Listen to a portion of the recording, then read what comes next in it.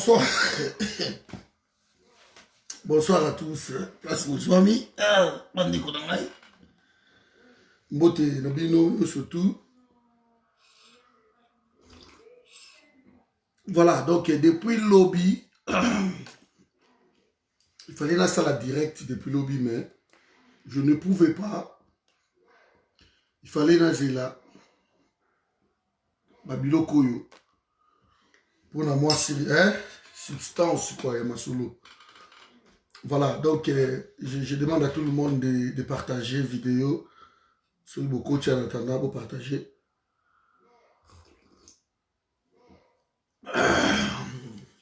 Vous partagez. Partagez.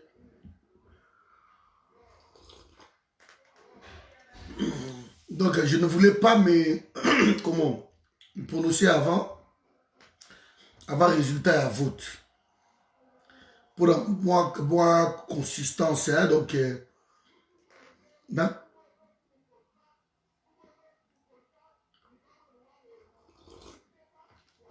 bureau ya Janine Mabunda est tombé.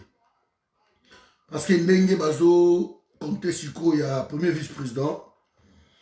Je crois, bah oui, et l'équipe aussi. Ils ont tombé. Cela démontre que le FCC, tout est mensonge sur mensonge. Et je vous expliquerai pourquoi. Alors partagez dans nos vidéos avant d'expliquer. Bonsoir alors. Ouais, je sais ma chérie, je sais. Partagez vidéo, tiens, on a compte, tiens, partout. Tiens, partout. Partagez vidéo. Invitez Bandeko, invitez. Invitez. Je vous explique qu'est-ce qui va se passer. La suite, c'est quoi? Donc, la suite, vous en avez. Maman Kamati, merci. Voilà ce qui se passe. Bonsoir, Lick. Est-ce que vous partagez déjà la vidéo? Il se passe que la majorité, la majorité a basculé.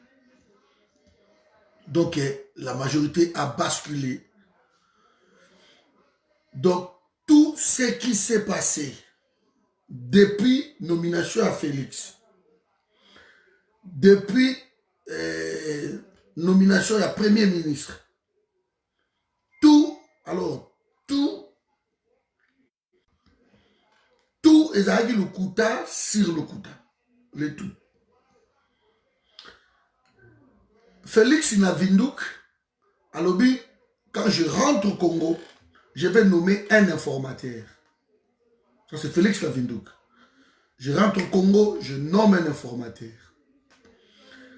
Mbalamoko côté Oyo, le FCC. Non, ça ne sert à rien de nommer un informateur.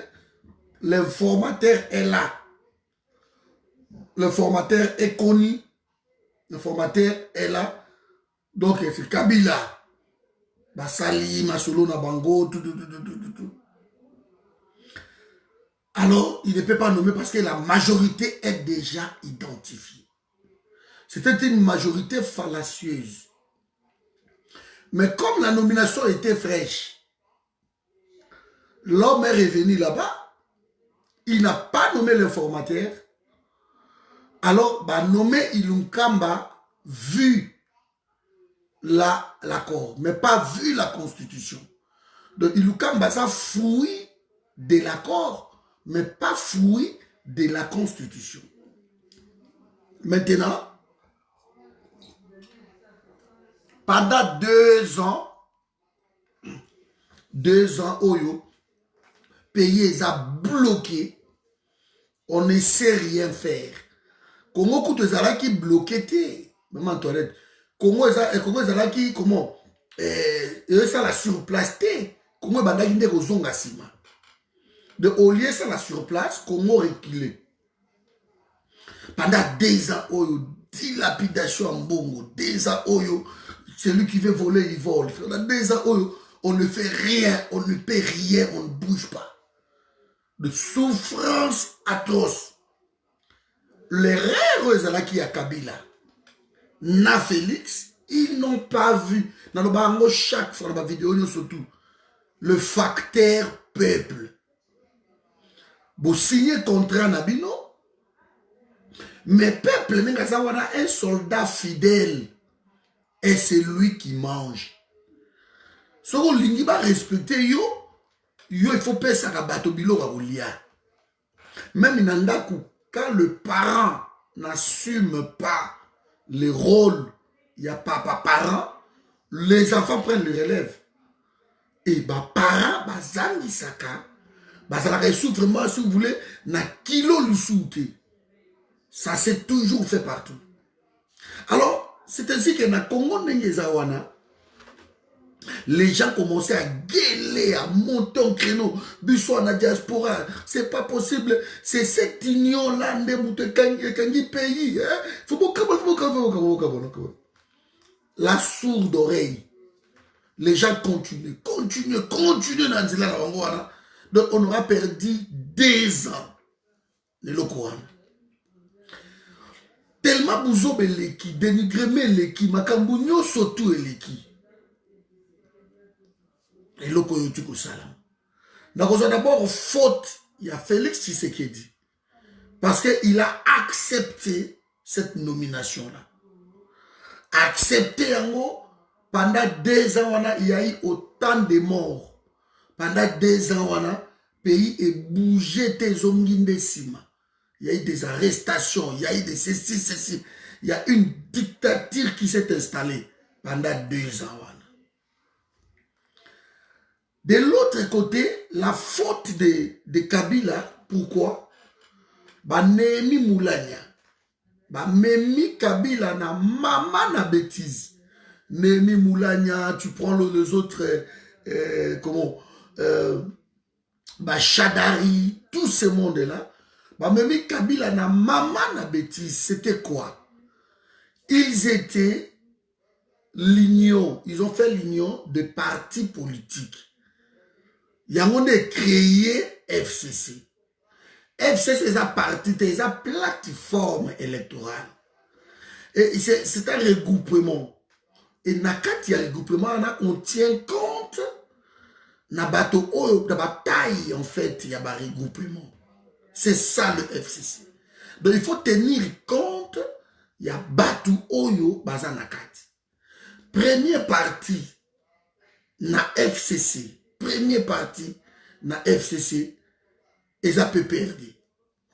Deuxième partie, na FCC, et ça, FDC, ya Bati Lukwebo.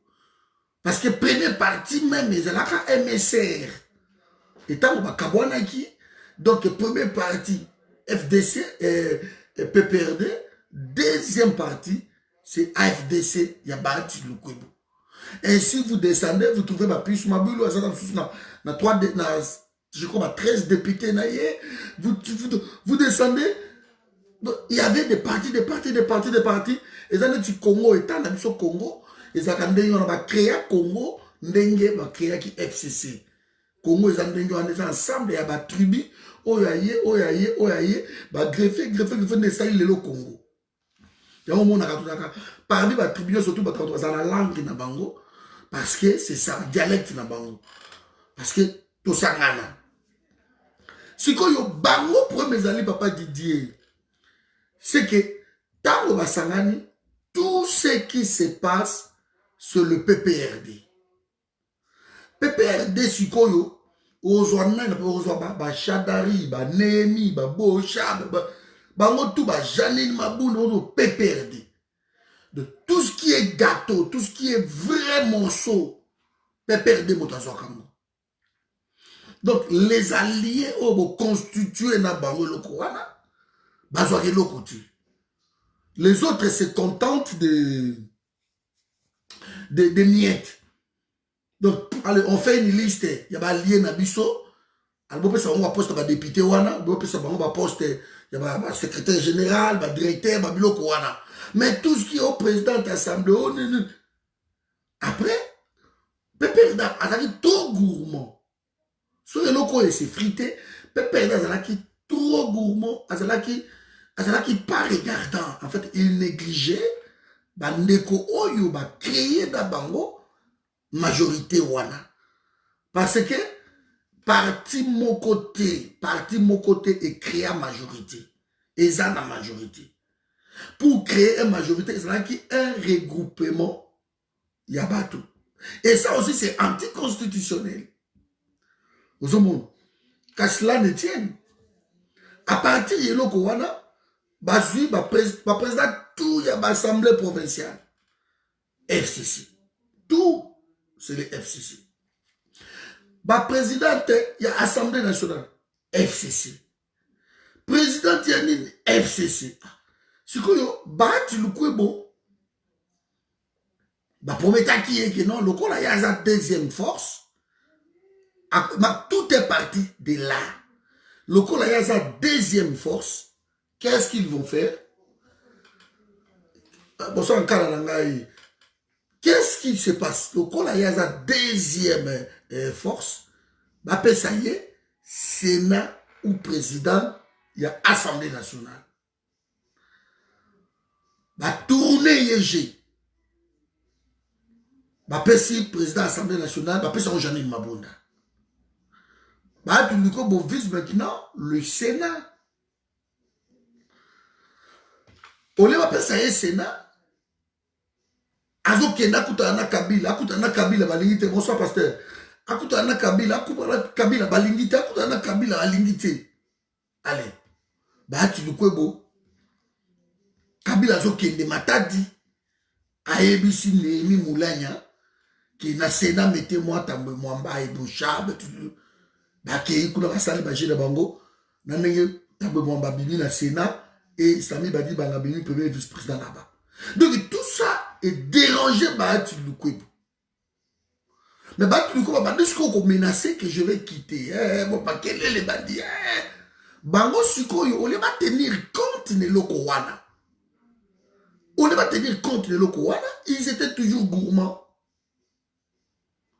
Oh non, Kabila qui lui a fabriqué, c'est Kabila, ok, de wapi, sur le Lazabati, Lukwebo, Kabila. J'ai toujours dit ici, si on a moi, si même il y a trottoir, le côtier, moi, je suis à la commune, il ne faut pas lui rappeler tout le temps que Nazoaka yon a trottoir, Nazoaka yon a trottoir.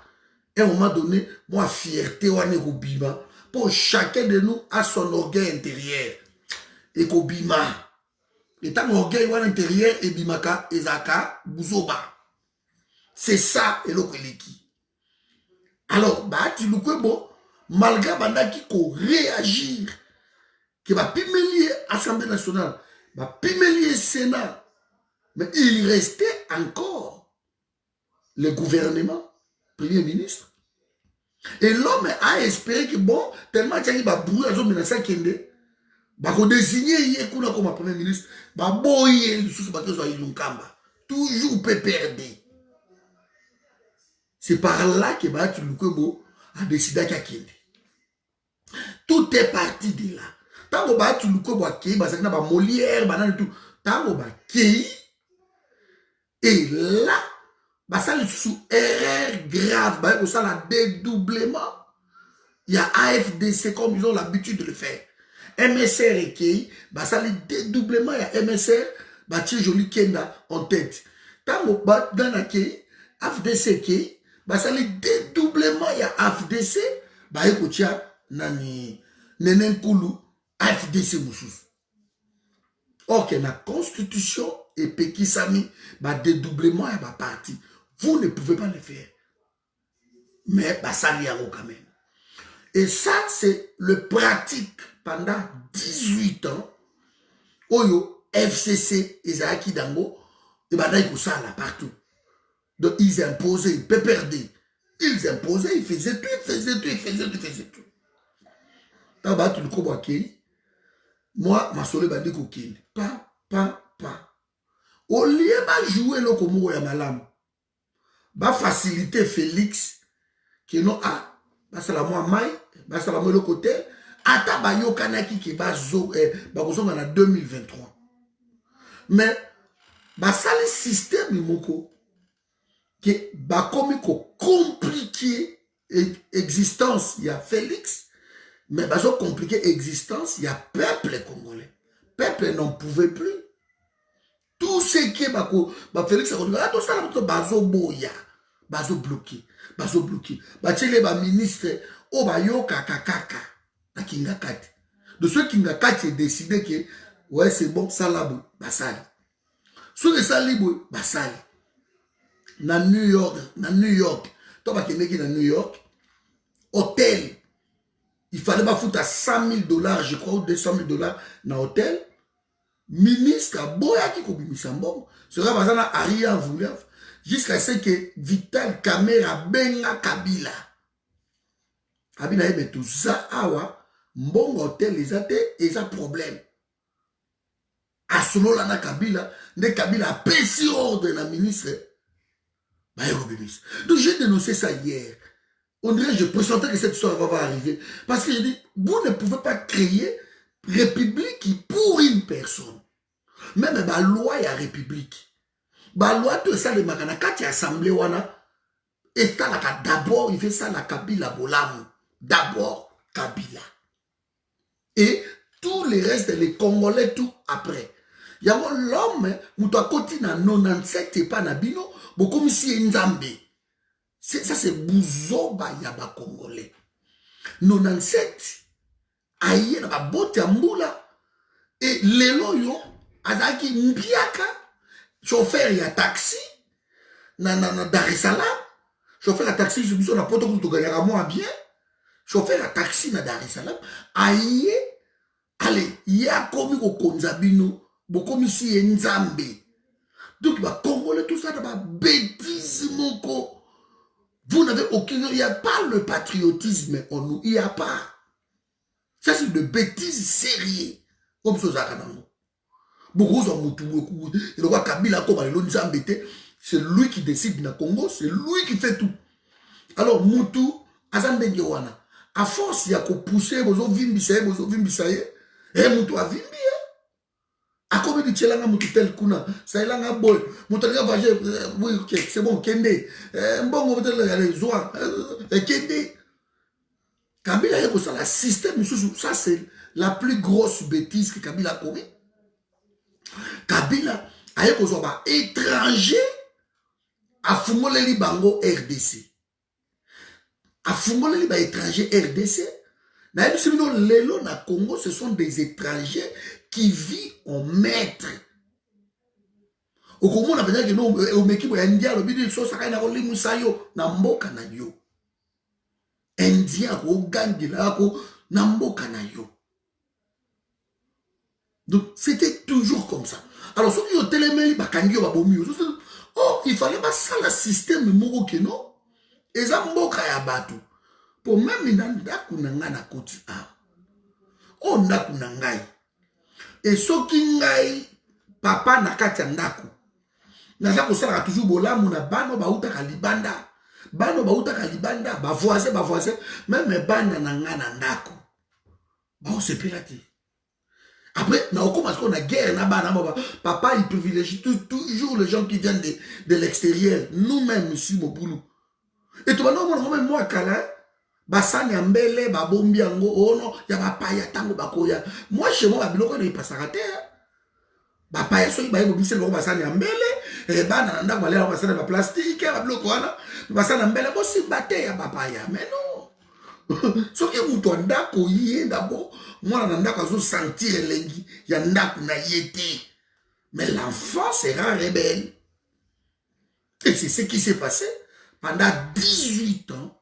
Ce sont des étrangers qui décident na Congo.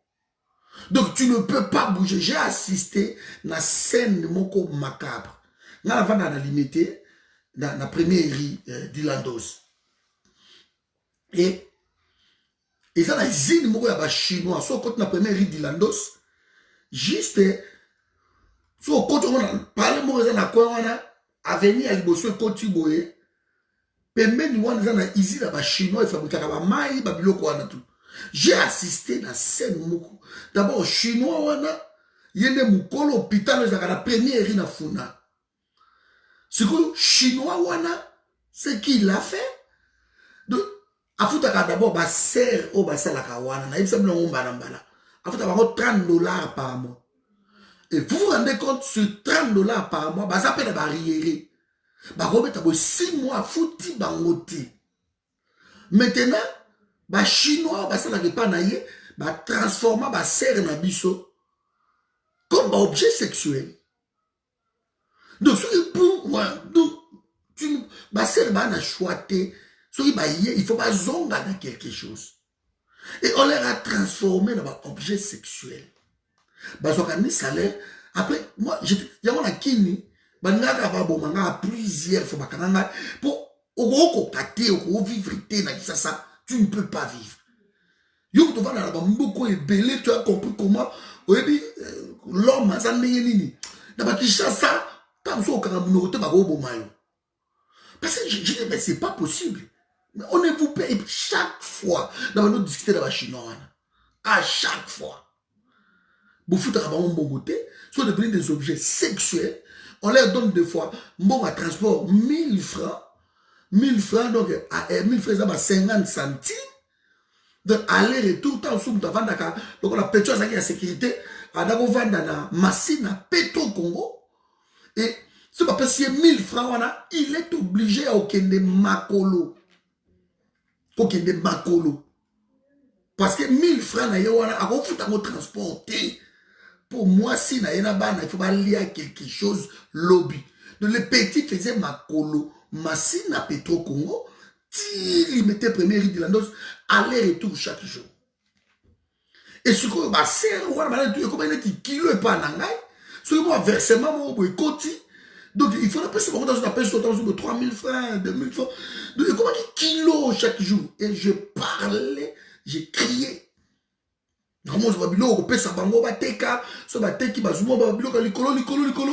C'était devenu comme ça. Donc, on va dans le Congo, les étrangers s'étaient en maître. On a oublié le peuple congolais. Au Congo, le bâti, justice, c'est ça, ayoté. On a décidé, un Libanais, bon, na lingi ndako baboto liyo, il faut te kango na makasi. Soko boy bazu yango. Donc c'était aucun la justice bango. Corruption a gangréné la RDC. Alors vous ne pouvez pas venir na ndako abatu. Et bino bokomi ba maître na ndako wana. Batu baza muselé au gros le bâti. Ce n'est pas Félix qui a commencé à bêtiser tout son monde. Mais je sais, on a voyagé qui une fois, en 94, en 2014, je suis allé dans la marche au Babouma, 450, dans Kenya qui a marché. La voiture de la commune à Kenya, dans la marche, ras-le-bol, peuple, là-bas, telle ma partie, loko wana. Bah, comme on lobby la Kabila, bah, biso to comme on lobby, qui n'a tel lobby. Je me souviens de mes premières fois dans Loba, phrase on ne vient pas au sommet de l'État en stage. Dans Loba yango, dans la radio ya catholique, dans la télévision d'abord.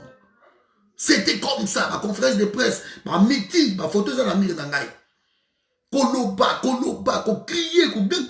Na Congo, na Kena Beni, dans ma rond-point Nyamousi, ma meeting, ko le Kanagoma, ko le risque à Osakanate. On a pris tout ça. Pour qu'il faut peuple wana lamuka. Mais peuple ko lamuka na réveille za buzoma. Et petit à petit, parce que l'homme politique congolais était corrompu. Et corrompu même jusqu'à présent. Baza na choati. Souffrance à peuple qui grogne les qui. Félix Nengazawana, ce n'est pas lui. Mais Azala qui sous na choati. Parce que des awana oyo. Peuple a l'équi si yango. Donc, la souffrance tellement l'équi. Mais vous n'avez aucune idée de la souffrance à Congo. Comment va souffrir? Kende na kisasa même so bana okende na ba wenze ya ba 13 On va là-bas au talobi, c'est pas possible. Kene na ba wenze na ba gambela na ba chopi na ba kene na ba wenze wana. On comprendre que pays oyo eza malamu te, souffrance grave. Au moment ba lupango nyonso tu na Kinshasa eza na ba boutique o ateka nguba o na teka makala o ateka fufu o na teka boy. Donc mikate o et bakoti même praka pona ko favoriser étranger. Bakoti même ko pekisa sikoyo ba mama o ya biso o ba bokoli biso na ba biloko wana ponga mama na tsa teka soso. Nous sommes issus d'une famille très pauvre. Et nous, maman na tsa teka soso potolia. Biso ba Patrick soso. Donc c'était pas facile. Na ko ta classe tam su na to wa midi na yeboe et lo ko lié zate. On a la poto à blaguer. Et là, on lia ezate, on y est beau, tu vas tout à 17h, aux autres, on va bien nous voir foufou qui est unique. Tu n'as pas le choix. Tant que moi, l'os, mon robot, et qu'au monde, on a qu'à la soirée, tu n'as pas le choix. Biso kolinde ngiwana. Uniforme, quand moko kende dans classe aux zombies, au soukoli, à mon pompa, et télé comme il pembe, à l'ebostosi, ba bleu, wana. Allez, tu tiens, tu trempes en a maille, et là, l'iti, uniforme, moi, bleu, on a peine, mais ça nous fait éclat, lobby, na la tiango, on a grandi comme ça. Tu n'as pas classe, t'as pas la gomme, t'as pas sandal, je me souviens, t'as une sandale, mon boy, papa, les gars, qui a, yango, na, donc, la souffrance, moko, vous n'avez aucune idée. Ce qu'on a dit, ce qu'on a dit, donc, et ça m'a amené, c'est ribiso to kola ki wana, et bandaki mwa komonana. Mais lelo oyo, et commis donc, Thompson bakatiango mike, ba mitraille quoi. O soso, bakatiango mike, bozu ba mikuwa, soso kutu, bakomi koteka, babe nango mikobos, ba mikuwa ya soso. Donc, tellement souffrance ces avis, ba ma oteka su miko mupenda soso nini ba comme ko longola misuni ba tiango de côté et ba mikuwa soso ba makolo ba comme côté kango. Donc et les gens achètent au monde la tomate ba kati tomate ba comme katango et souffrance encore on les ba kata tomate wana boy ba comme suko zongo ba tiango na petite bassine ba tiango jus mai wana en tomate comme rouge ba comme côté kango na ba sachet donc yo sombiga mai wana OK donc niveau mboka na yo ezali pays wana eko exploser parce que peuple to ba kazana malili oui mais à un moment donné on n'en peut plus on ne soigne plus les gens ba hôpitaux et koufa et pendant ce temps-là nous sentons Batomoko bazo vivre bien quoi. Surtout Tchango, ils ont représenté souffrance Tchango. Bakanluka banan mais bango sko baleka kango bakei. Weekend au monde bango ba dollar bake ko panza weekend na bango kota ntsele kuna nenge koma ba shit bakabebele. Ba créer ba ferme na bango ba créer ba zone na bango. Bon ba général John Lumbi ba créer ba zo et pas na bango. Ba somba ba zamba ba forêt. Kabila ni aza wana boba il lokola il de Mateba eza ya ye donc tout ce qui est richesse il de Mateba eza comme pays mobimba eza ya Kabila richesse eza na richesse ya osakanate il de Mateba mais eza ya Kabila donc ils ont oublié le peuple congolais mais l'erreur la plus grave ils ont même comment je peux dire détruit toutes les sociétés qui existaient. Toyebaka ba kansebo, toyebaka ba dokolo, toyebaka homme d'affaires wana tout. Ils ont tout détruit. Ce qu'on banane va remplacer par homme d'affaires wana les étrangers. Ba indien banane. Un jour on a dit JB pendant na ras-le-bol wana JB lobi mais le pays est mort. Il n'y a plus rien. JB lobi mais écoute je m'en fous parce que on peut pas. Oh les cas indien, oh les cas libanais, oh les cas le pays est mort. Donc politique wana et ça en sorte que banyoko la kaka congolais. C'est ça l'occupation, la sujettir mentalement. Comme même ko bengana ba maman na biso ba oteka ba mapa na quoi ba mikate ba makabo aliesa biso ba ko même miko bengana ba maman wana. Et bon wana ba boutique ya ba chinois ya banani ba komi ko teka ba biloko wana. Ndeko Mathieu pardon. Ba komi ko teka ba biloko wana. C'était la souffrance, c'est la souffrance qui continue aujourd'hui. Et Kabila sa mutu oh il fallait pas ko sangana na ye. On ne peut pas qu'on s'engage dans mon tête Kabila. Donc l'union que Félix a fait avec Kabila, ils ont tellement bouzoba, il y a qu'on s'accadate. Kabila, il fallait qu'on benganaye na France. Moi, j'aime pas Kabila et j'aime pas Félix. Pour na bouzoba na bangoana, on va s'engager na Kabila. Et je ne changerai pas ma position. Donc, que Kabila et Félix, ce ne sont pas des gens qui peuvent nous diriger. Parce que Mbutu oya uti libanda aye ko konza pays na bino ba bengana kaye ko bengana ba sangana kana yete na moto. Parce que Congo ils a humiliation sur humiliation. Et voir le fils du pays a commis na bango ba kende gauche droite ba zonga kaboy. On ne peut pas vivre avec ça. Et moi je ne peux pas, j'ai haï Félix pour ça. Et je vous avais dit que non, à Genève, j'avais soutenu Félix. Que avec ça, Félix, pour la représentativité, Yanine. Mais tant que il y a qui a changé à Genève depuis ce jour-là, tant que m'a présenté son Martin Fayoul, m'a dit, ok, c'est bien, c'est Martin Fayoul. Alors, je vous ai dit ici, à deuxième reprise ici. Je ne soutiens pas Félix, je ne soutiendrai pas. Même ceux Kabila qui l'ont soutenu, il était. Je ne soutiens pas Félix la bêtise. Parce qu'on pouvait éviter autant de morts. Au y a le pouvoir dans le Congo pour ne pas abattre. On tue 200 personnes. Dans l'Est de la République. Moi, je fais tout le temps l'Est de la République. Vous voyez la misère dans l'Est de la République. Et est Mokilio et Vanda. Mais Kuna, on les a oubliés. Banamike, Ndege, Banamike, toujours comme ça. Donc, on ne changera pas la position, parce que position, c'est la conviction, il y a mon tour. Conviction.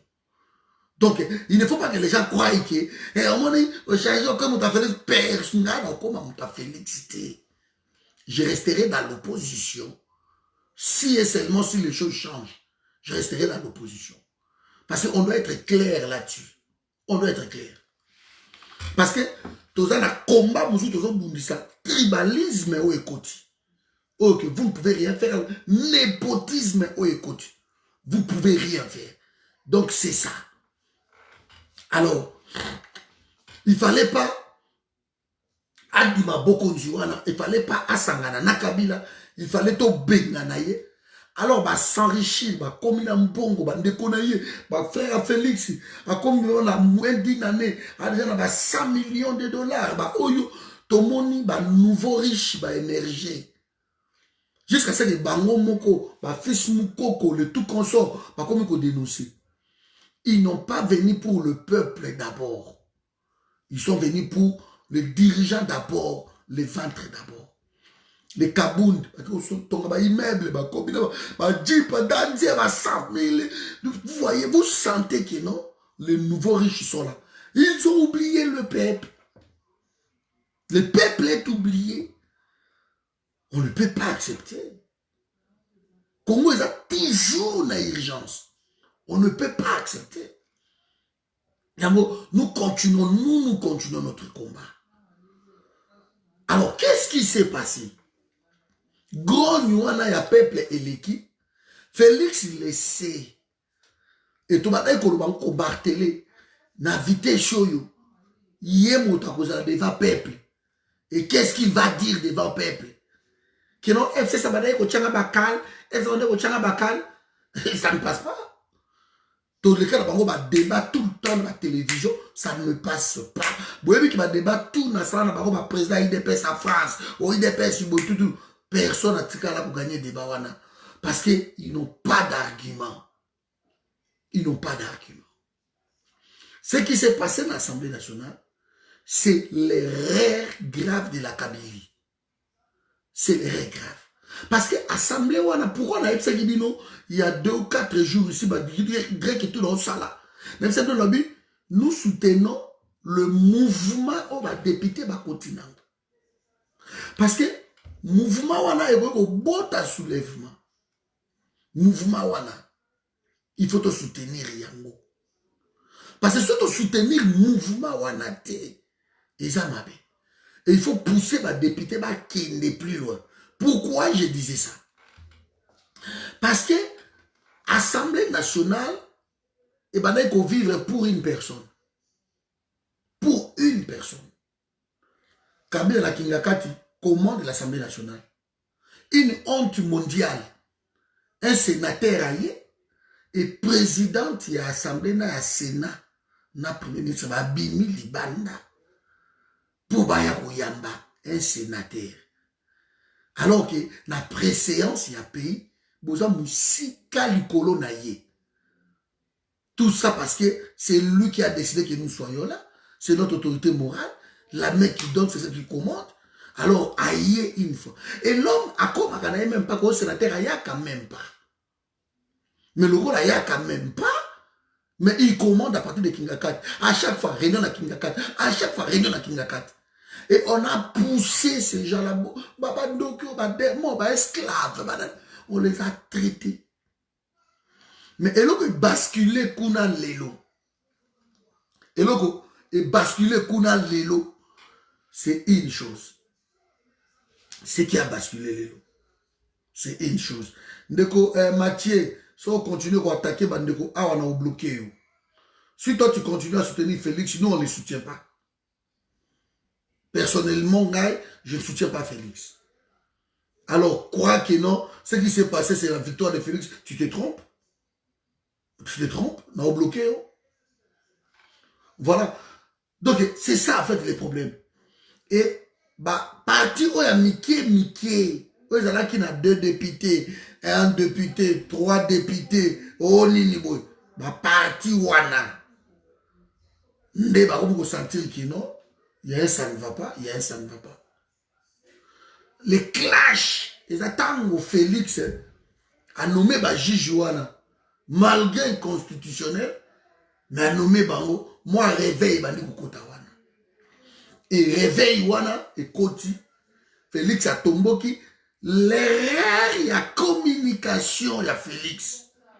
Et cette erreur de communication ne sali to comme aller au niveau to commun. Moi euphorie wana non mais ma chichi l'équipe quand même est passé allez au président Zoloba. Et tant que lobby 6 minutes wana ça c'est pas erreur il y a communication mais c'est salvatrice cette erreur de la communication à sali en bec. Non ils comprennent rien parce qu'ils croient que non nous autres soutenir Félix il faut qu'ils arrêtent. Alors cette erreur de la communication wana et ça li bango bec. Félix a fait ce qu'on a choisi parce que c'est déjà peuple wana. Oui, si bango lobby nazo consulter et je reviendrai vers vous pour na changer, pour na loba et je n'exclus aucune éventualité. Peuple a espoir. Et cette fois-ci, moi, il était dans la télévision. Non, mais Félix a besoin de consulter, tout, a besoin de temps. Consultation, wana. Il s'est passé quoi? En tant que président de la République, Tibor Nagi a Sakaye, à lobby, tu as, nous, Ozawana, Ozana droit à veto. Tu as le droit de veto. À l'écran échéant, tu peux utiliser les droits de veto là.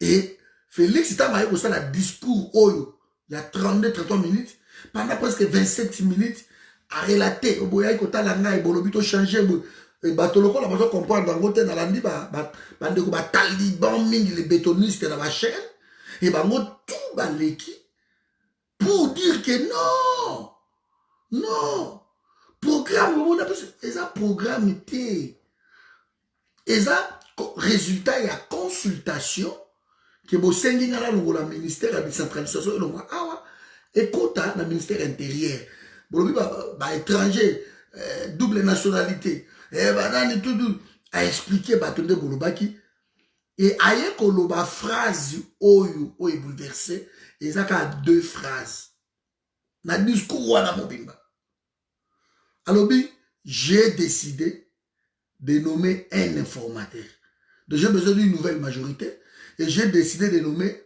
un informateur. Ah ok. Tabalobi a donné un informateur pour identifier une nouvelle majorité. Mais là, que bangi si le loba député, et ça chômage, ce n'est pas l'informateur. Parce que jusqu'ici, le FCC, Mouandambo Batikalaki, constituait la majorité. Constituait la majorité. Jusqu'ici. Mais phrase, oh, bangi si ba député, parce que Batikali a 3 ans, babo qui est dans le chômage. Balobi que non, tango na koya, ce informateur a réussi, ce informateur a réussi, na koya, na ko dissoudre l'Assemblée, dans un pas à peuple pour la élection. Maintenant, et l'oko wana déclic. Donc, dans ce discours-là, au Bassaï Lagi Félix, tabaki tengeye, Zoubanan, baye baki ke déclic et kozala wana. Il le savait. Déclic et kozala wana. Parce que tant Félix était entouré, Topeka, Bongo, vous connaissez toi là, surtout autour de lui, Ngini Danze. Tant que papa wana, ya Mobutu, moi, mon commis balé, moi, nan, comme au code d'esprit. Pouvoir basimbi saka motuti. Il faut pas que ça la boye. Il faut pas ceci. Kende moi boy, kende moi boy, kende moi boy. Alors, biloko wana ça ne passe pas. Bah député ce qu'on va comprendre bah koki ko dissoudre biso. Ce ba dissoudre biso pendant 3 ans au sein. Tu continues dans le chômage. Ou bien tu destituer Mabunda. Et biso sikoyo to tikali na 3 ans na biso assemblée continue. C'est ça le déclic. C'est ça le déclic. Et l'élo de l'assemblée, bah ça liambo. Le déclic c'est là. Mais qu'à cela ne tienne, Bandeko Moussousou Bazawana, ils n'en pouvaient plus. Bandeko sous dictaté, oui mais ça, et la fierté mon koboy. Qui bozala motumoko ma commandara kabino a etsa kabino mosala bo. De bozala papa mikolo boko miko fuka mela na ba photo, boko miko sala bo ko wela ko kanga kabila ba selfie. Bato bo ba wela ka ba selfie la kabila wana. Ce sont des gens qui vont à la Kabila. Bamona Kabila kana ba occasion wana po. Batloka ba mende, ba bosha ba mona ba Kabila. Bamona ba Kabila, ba nemi mula ba tout la Kabila. Mokomona so ba komi kuna na kinga kati. Okomona ba député wana ba jeune na bo, ba sénateur wana bo. Selfie na Kabila.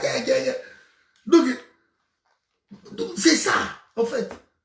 Et bangonde suko ba bascule. Donc il ne faut pas négliger minorité, il ne faut pas les négliger. Et bango ba mona yike non koto ole ba konzaka biso ole to kende so ki tout le temps to ko ba esclave koto ba zo ko destituer biso pour ceux qui mabunda to boy ba ko destituer l'Assemblée nationale et ko créer nini et puis la position oyo nanzala ya peuple na makambutu ceux qui par mégarde de Félix a destitué l'Assemblée nationale. Et que bilo ko tcha de faire peuple à côté la bango.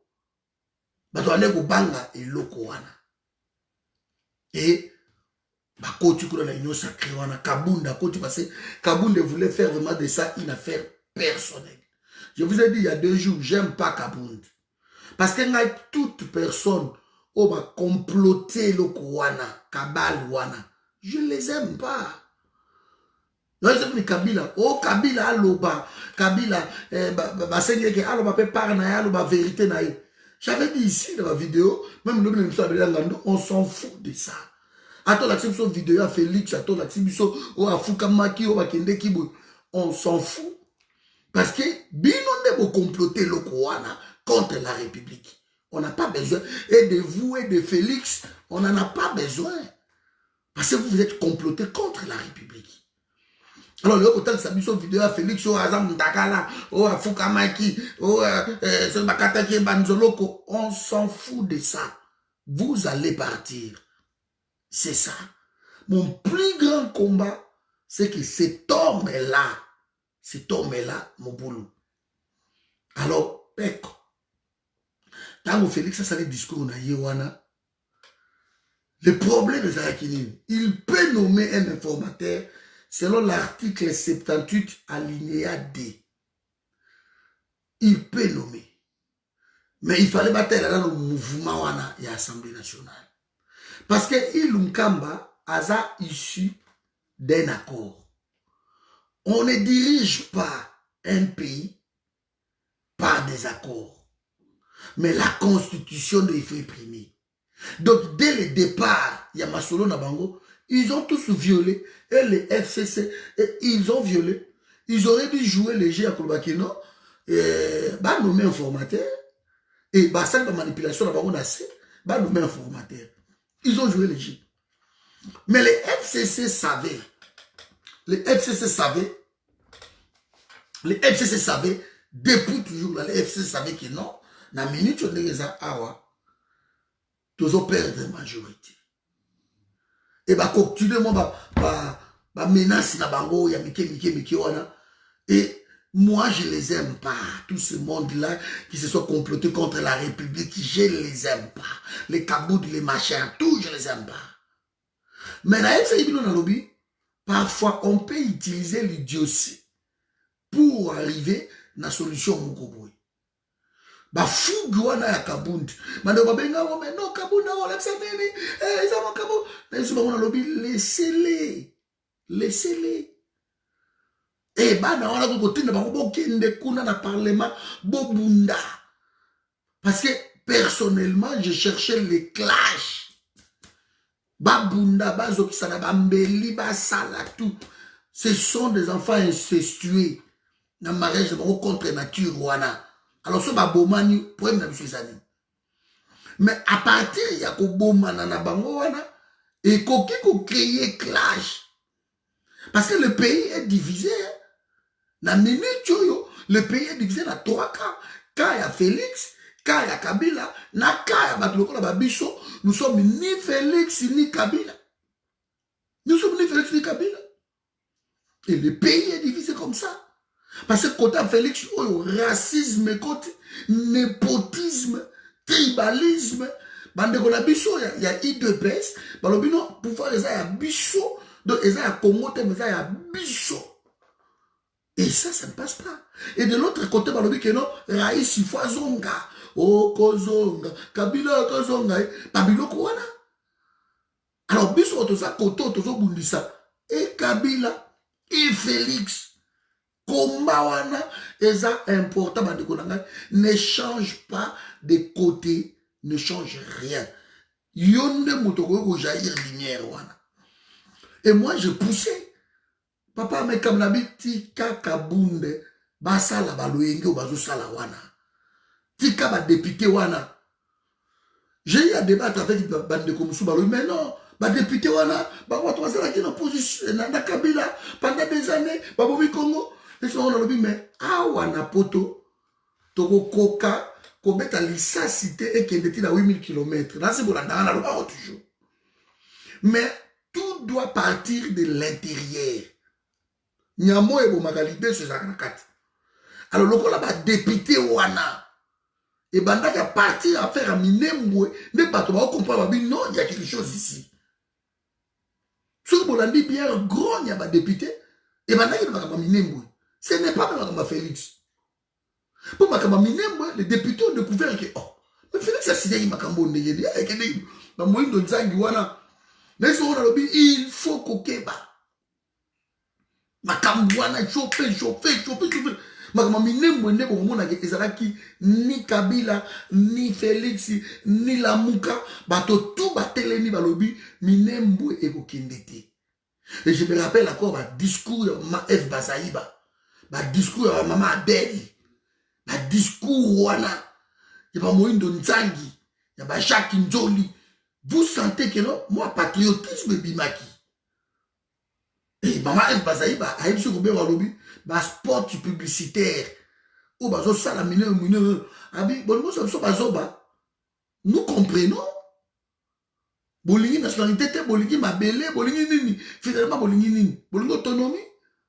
C'est là le clash. À partir de Minembwe. Ça n'a rien à voir ici. Et bah député bah il se rendre compte que maintenant, ce que nous sommes en train de faire, c'est que Tozo Kaba pays n'a bu chez Okinde, quoi que nous sommes des députés. Parce qu'à l'Assemblée nationale, il ne faut pas négliger l'Assemblée nationale. Et Minembwe là qui déclique. Et le coup là, Napoto Mobimba fait la diaspora ba soutenaki Moindo Nzangi na ba miri na bango ko touchete ba Minembwe docteur Mukwege au moins soutien wana pesi bango ke ah mais soki to sali bolamu to kozala na soutien et c'est ça o ememi lelo Janine Mabunda akende Janine Mabunda venez en fait na Assemblée nationale.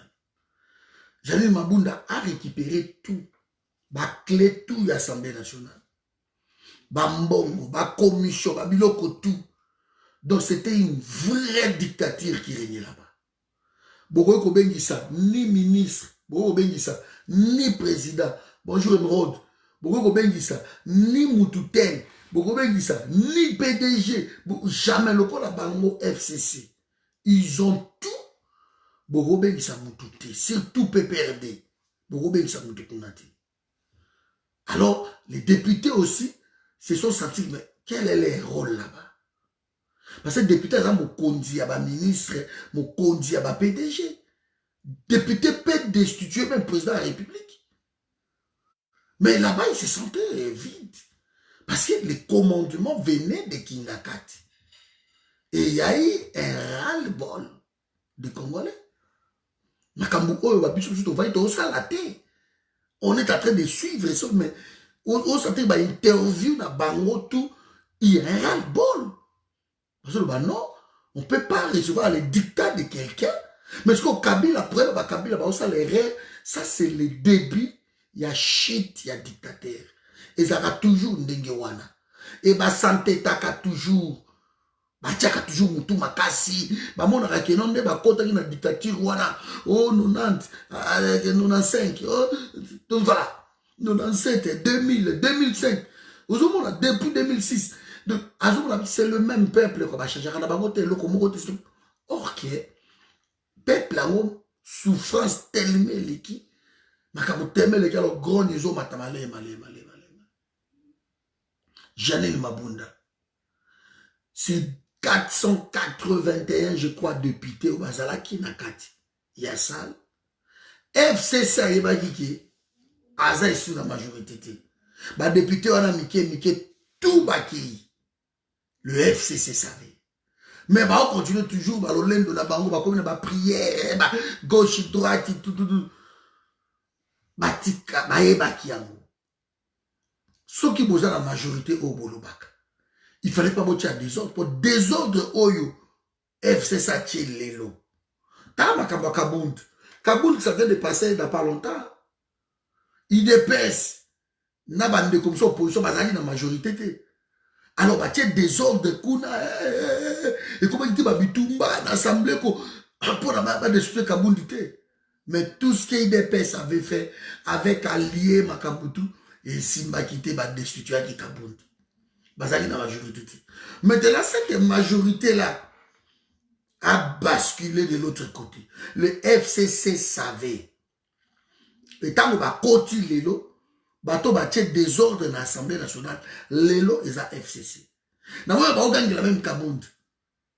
Bateau gagne la oui, vous savez, il y a des ordres, Kabound a vendu à Zotal. Parce qu'il comptait, il va Moindo Nzangi. et tout ce monde basali eloko na ye. Alors, na minute yo, non, loin de là, on va Karine, loin de là. Donc, na minute yo, j'explique juste le fait. Alors, na minute yo, n'est-ce pas?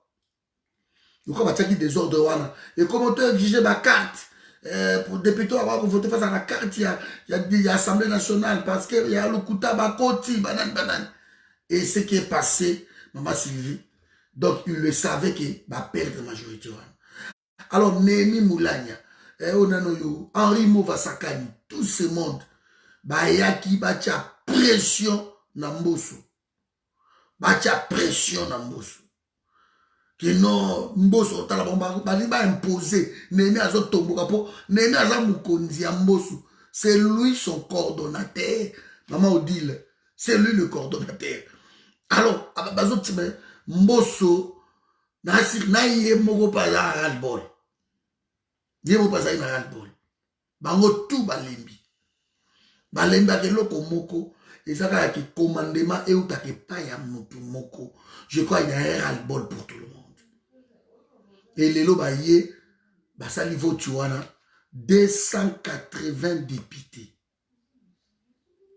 Ba restituer Janine Mabunda. 200 bandimi. Et puis moko kakaza, un bulletin blanc, donc abstention. Et voilà. Mais, dans minute le fruit, il y a des députés, la Bissau, on a tout. C'est de l'argent. Maintenant, Ilunkamba, ne voulant pas démissionner, parce qu'il fallait bloquer pour Félix Sakho destituer, assemblée, et que ça là, il côté. Donc, qu'est-ce qui s'est passé? Kuna sikoyo, ba osala élection, il y a nani, il y a le nouveau bureau. Le nouveau bureau, bah osala l'élection. Sauf que nouveau bureau est bimiki. L'union sacrée na bango ba sali wana. Président a un nouveau bureau. Abimi wana. Prochaine étape. Bakobengi, motion incidentielle. Et quand tu as dit pas moindo nzangi wana. Motion incidentielle comme ça. Aïe, et puis va procéder à destituer. Et comme ça la soni pour na Ilunkamba. Donc na minute yo schéma oyo ke mutu nyonso azomona eza yango wana. Ilunkamba ferait mieux na minute yo de démissionner pour garder moi l'ifiki moi poids moko boy. Mais ce qui Ilunkamba lobi akende nango tina suka. Alors, ce qui bureau ya Sikebimi bako destituer Ilunkamba. Ce qui va destituer Félix nommera un informateur. Et soit nommé informateur, le col va jusqu'aux nouvelles majorités. Alors, c'est là où le gouvernement Oyakoya va travailler selon le programme où Félix a repris sa banque. Donc, voilà un peu, en grosso modo, on a embrassé presque tout ce qui se passe aujourd'hui. Mais attention, Kabila Lobaki et Lokomoko. Kabila Lobi, même ceux qui basent une majorité, quelques mois, il faut changer Nango. Ça ne fera rien. Pourquoi Kabila Lobi Lokowana? Kabila Yebi ba Congolais. Depuis toujours, Kabila est resté là à cause de la corruption.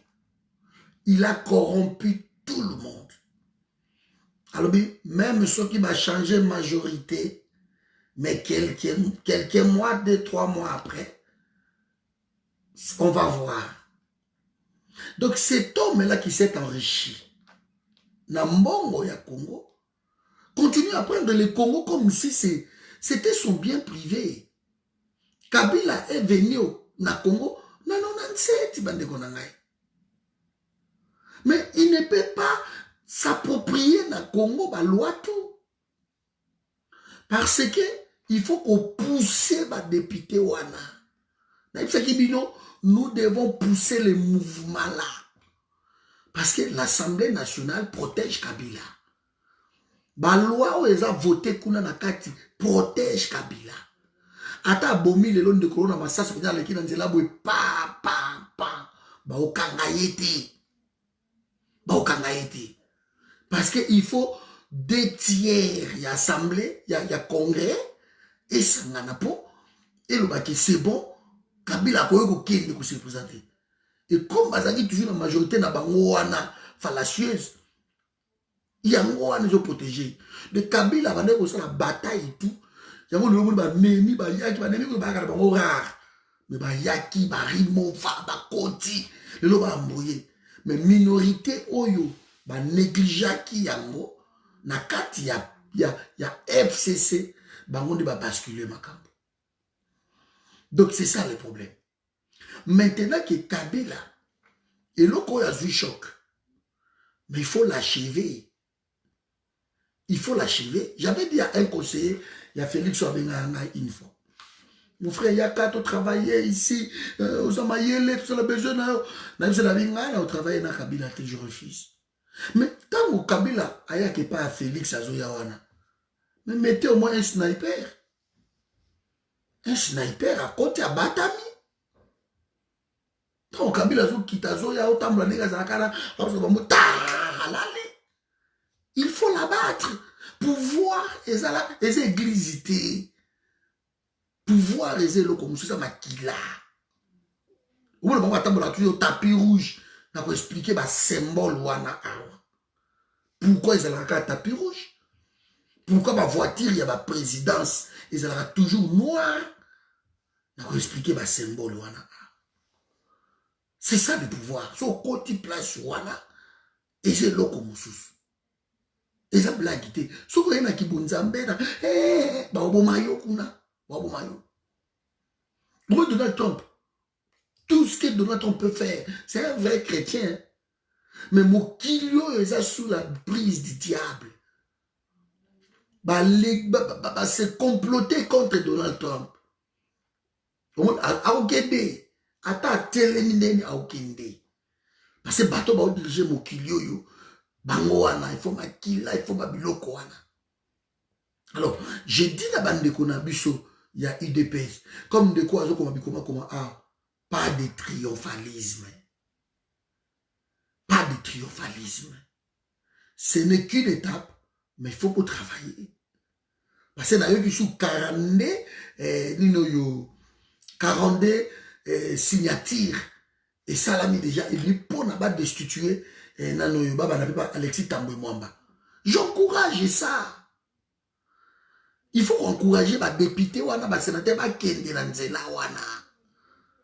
Si on va destituer Tambwe Mwamba, ça serait une bonne chose. Parce que c'est un criminel. Comme ça, il y aura des amendements qui peuvent tomber aujourd'hui pour changer des lois. Parce qu'il y a 40 articles. Sur autant de constitution, il y a 40 articles qui n'ont rien à voir dans la constitution. Il faut changer. Président de la République, na Congo, tout le monde a président de la République, il peut tout faire. La constitution est bloquée président de la République. Alors, c'est le côté de la zone. Alors, on n'a même pas ministre. Constitution à Congo. Parce que pour lui, il faut copier Makambo. Pour lui, la constitution à Belgique, pour copier la constitution à France, la semi-présidentielle, pour copier la constitution de pays démocratique. Et comme nous n'avons pas la démocratie, ça ne marche pas. Constitution, oh, bo sali wana, et ça, la constitution de Belgique, ma France, bo greffer, minele, au sein de la binango, ah, wana Liège. Constitution wana, et au sein de l'autre côté.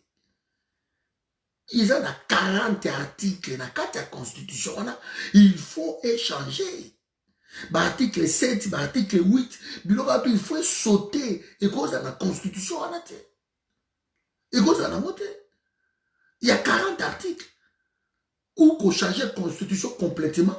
Dans la constitution, il y a l'Oulouabourg. Ce sont des vraies constitutions parce que chaque pays est dans la politique interne et un pays. Congo n'en a pas. Dans la politique, il y a alors, constitution en 2006, quand on va imposer, Kabila, constitution est taillée sur mesure pour la Kabila. Ils ont tout détruit. Pourquoi Lelo Mokonzi na Équateur, il faut ça la moto Équateur. Pourquoi Lelo c'est tellement con. Ils ont tout changé. Alors voilà mes amis, ce que je voulais vous demander ce soir. Donc, je crois que Janine Mabunda est partie. Moi, je ne l'aime pas. C'est une très mauvaise femme, cette femme-là. Ada Bumba, Asala te loko mon côté.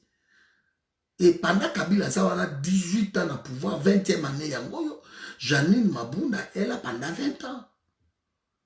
Elle n'a rien fait côté Baouta.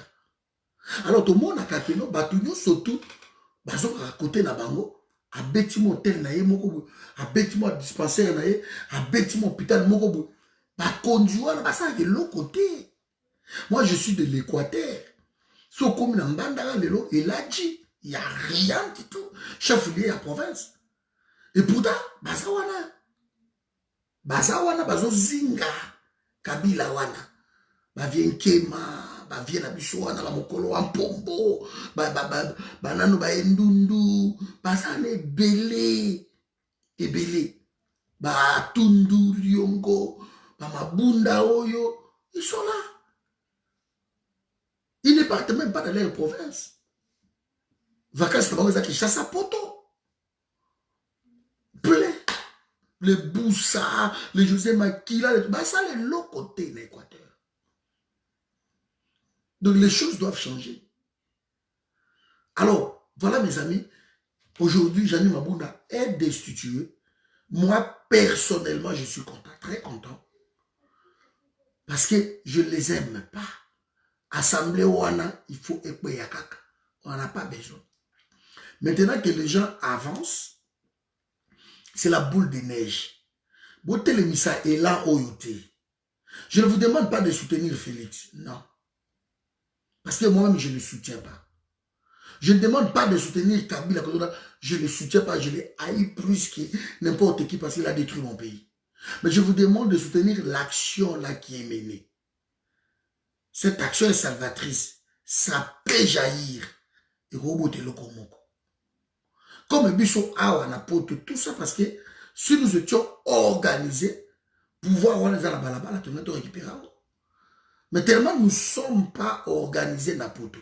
Tolungito sanganate, tolungi loko mon côté.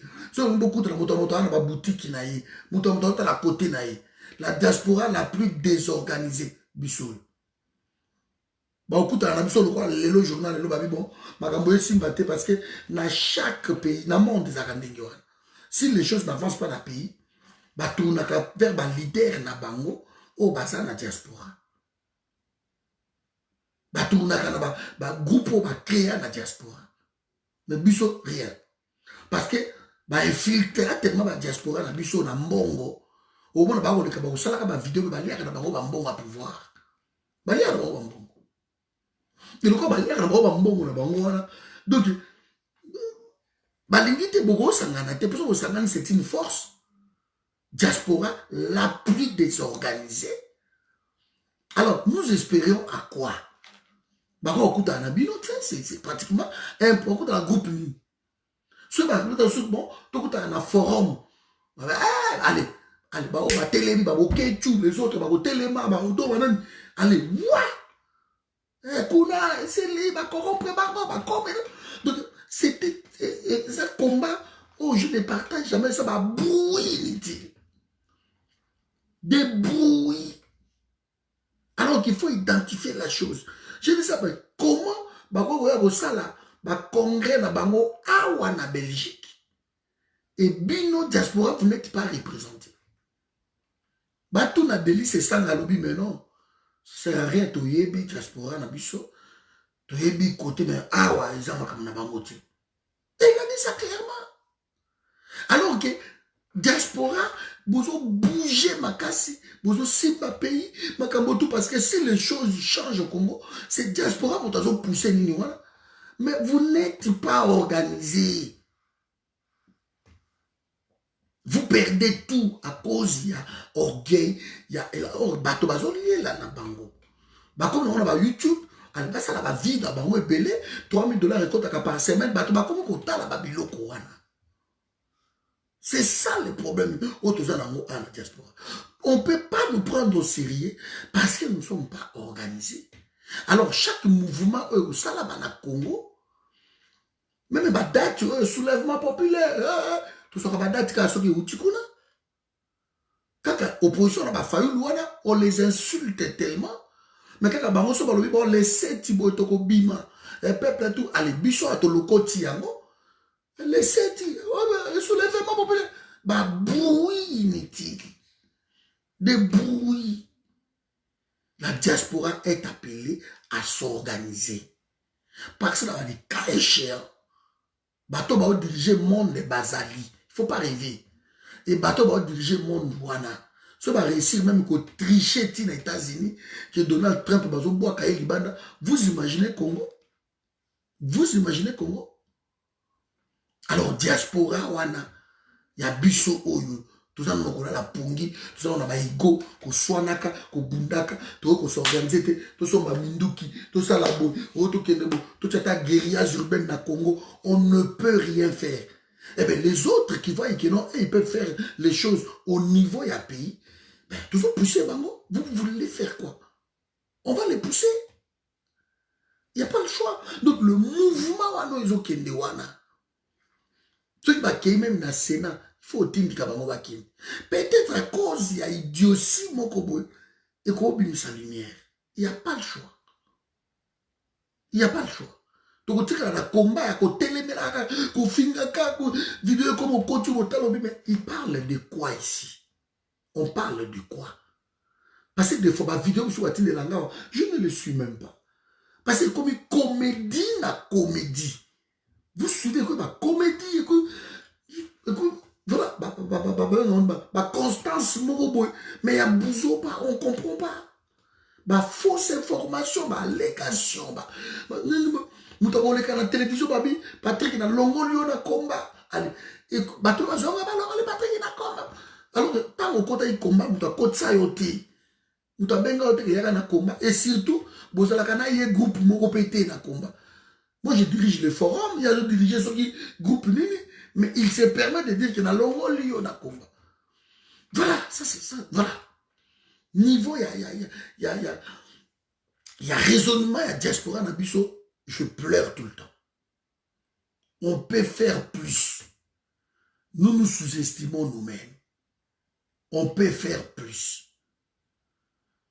Donc, c'est ça les problèmes de Zanambo. Voilà, mes amis. Donc, je vous laisse ici. Janine Maboune est destituée. Je crois que premier vice-président aussi, parce que oui. Il y a eu un ras-le-bol. Et depuis 3-4 jours, je vous ai demandé de aller le Coran. Parce que Kabila a dit que soit qu'à perdre les 2 chambres, il peut devenir vulnérable. Même pendant même pendant 3 mois, il peut devenir vulnérable.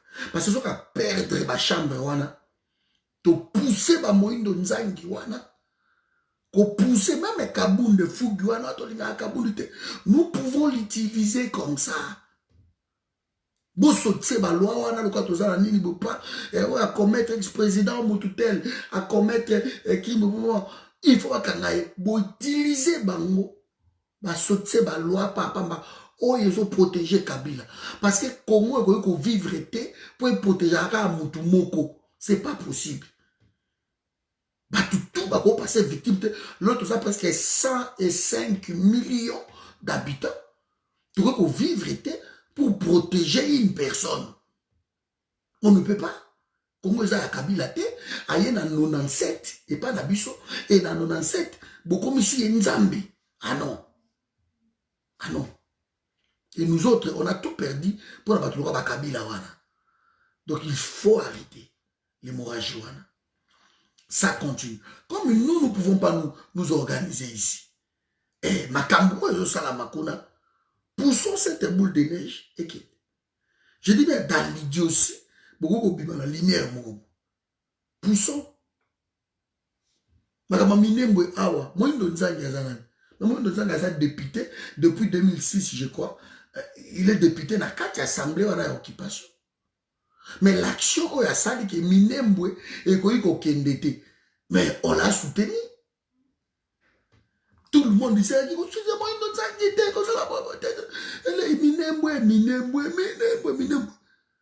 parce que c'est un député de cette assemblée-là, il y a Kabila, qui a soulevé, et à partir de là, on a déclic et continue. Pour campagne, voilà, mon boulot. Ma jeune fille, ma baba na bango, on a sur lingi bango, ba ko bozo mi ba libo tikela so basi, ba ba légèreté ba congolais koti, ba ni ba biloko toura. C'était ça. Ko yembi la ubi wa banzembo, ubi wa komiero, et ça n'est pas la biso. Mais tant que député on a moindo nzangi a telemi, et ko récupérer ba F ba ça ba na katika ya assemblée na buso pas. Mais ba telemi patriotisme bimi, et c'est là qu'il a ba to FC ça ni ba lobi mais non. Ils ont payé la mission, on ne peut pas accepter ça. On ne peut pas accepter ça.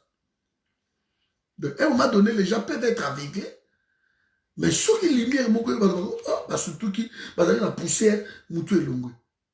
Donc, qui pouvait imaginer qu'il va destituer Janine Mabunda? Qui pouvait imaginer? La puissante Janine Mabunda. Troisième personnalité à pays. Qui pouvait imaginer? Mais elle est partie. Et il faut profiter de la minute à la diaspora à Bisso Bandeko. Si nous travaillons, si nous étions ensemble, nous étions une force. Il y a une minute où nous profitons quand on a tombé à Kabila. Il y a une minute où vous profitez. Et PTP na Sénat kuna. Kabila comme vulnérable.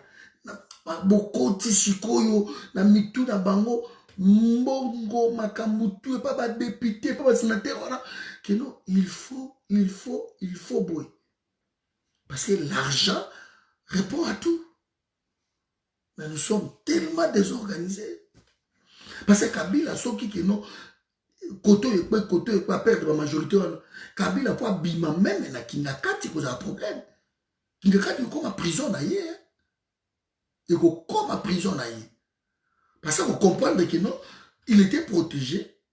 Même un militaire, deux hommes militaires, action et salami de l'eau, et salami na Sénat.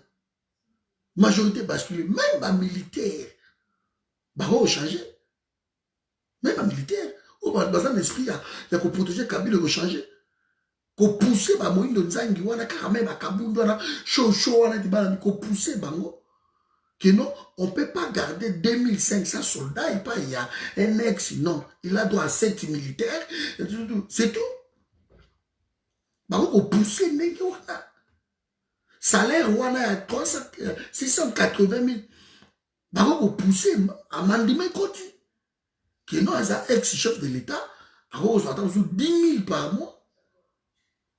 Et le cas posé la majorité de la diaspora, vous tia moto, parce qu'on a 680 000 par mois, mais c'est une bêtise pour quelqu'un qui a détruit le pays. Voilà là où la diaspora peut travailler maintenant. Kokota, on attend que vous profitez déjà de l'eau, on a besoin pour influencer.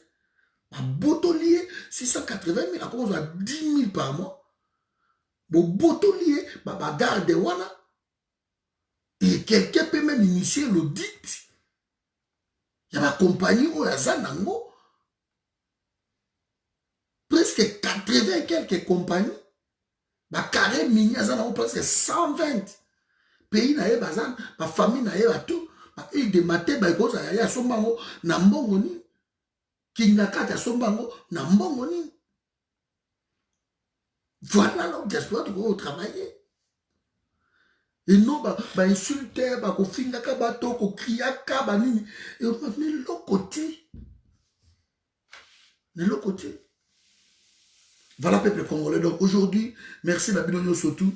Total, il y a mais pas de triomphalisme. Pas de triomphalisme. Il faut plutôt travailler. Parce qu'ils n'ont pas dit leur dernier mot. Kabila est entouré avec des fauves. Papa wana danzi. Et ce qu'il avait dit, qui non, à ta base majorité, mais 2 mois, 3 mois après, on verra. Donc c'est qu'on récupérera au comment. Pas de triomphalisme. Travaillons sur quoi. Pas de triomphalisme. La diaspora, trouvons les moyens. Mon ami, l'unité s'impose. J'écris depuis 5 ans. mettons-nous ensemble. Nous devons nous mettre ensemble, nous devons nous organiser, nous devons structurer les combats. Patrick a dit, un combat intelligent, structuré, c'est ça. Et si vous suivez bateau, voilà.